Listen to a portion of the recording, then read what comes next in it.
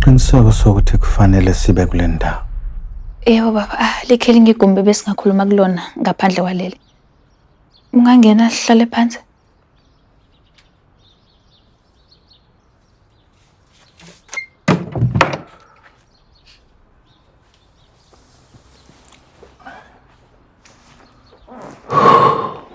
Kodwa impilo injani mntana? Akuhambi kahle baba. Yazi ukuthi emva kokuthi ukhuleka nanyamalale. Saxoshwa kaNdlovu. Nkosi. Sayifonela nje indawo yokuhlala. Sathola umjondolo esahlala kuona. La ngavaleka khona amehlo. Awu mntanami. Umabuso wazama ukungisiza baba.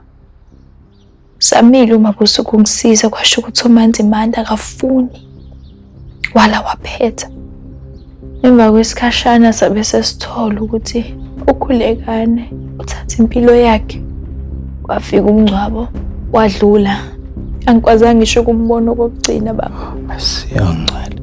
Amehla mabesevuleka akhe emva komngcwabo. Angazi kanjani wabo ukungcwatshwa nje avuleka amehlo. Hayibo.